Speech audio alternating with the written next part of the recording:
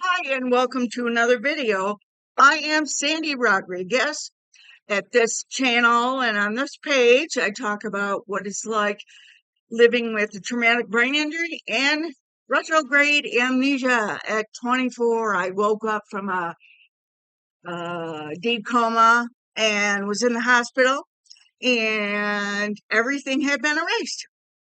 If you like any of my videos, give them a thumbs up, click to notify yourself when I make a new video, and give me some feedback. So far, I haven't got a lot of feedback, but share your story. If you are a TBI survivor or a caregiver or a parent or anything like that, share your story.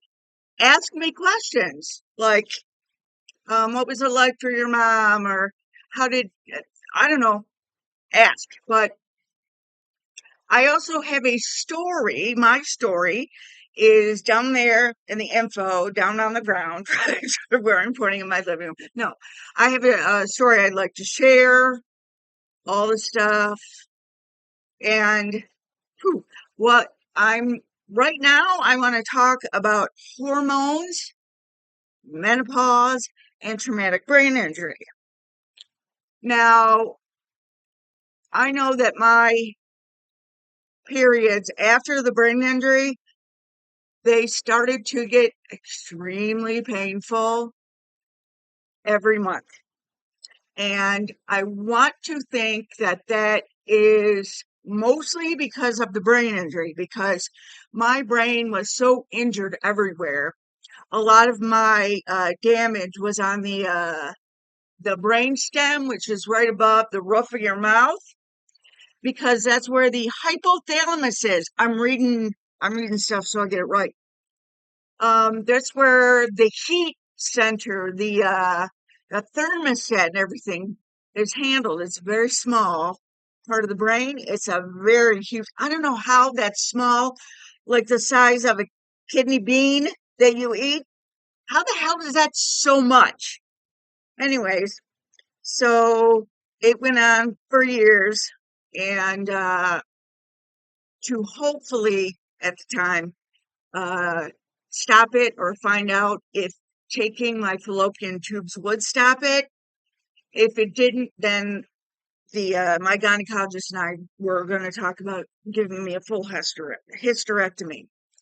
She removed my tubes, which is a partial hysterectomy, and that solved it. So now I'm talking about, because I'm watching a rerun of my girlfriend Drew Barrymore show, and they're showing where she got her first hot flash on the show. I said, "Whew, I know what that's like." And because I don't care, I look all a mess, but I usually look partly a mess. Just I do the scrub. I just do. I'm here to talk. I still haven't figured out how to edit a video to make the background a little more pleasing. So my hot flashes are worse now than they were at 24. I got into a car accident at 24. I am now 56, which is close to the average age is early 60s and on. The average age for menopause it is in early 60s and on. I think mine started at 52 because of my brain injury. Is all coca loco. But I started having hot flashes at the age of 24 because of my brain injury.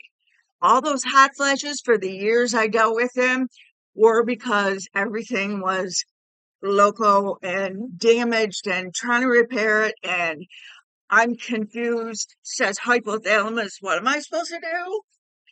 So I already had a lot of practice at hot flashes. I know I hit hormonal level of menopause because they are worse. They go on for hours. And I have new sweat experiences. I sweat different ways. I don't know if that makes sense to anybody's, or somebody might say, holy shit, I just said, I'm not crazy. Somebody else is crazy with me. No, you're not crazy, but, uh, oh, because it's the hormonal time, all that regular menopause stuff added to what was already there with the brain injury, mood swings. I don't have a lot of mood swings.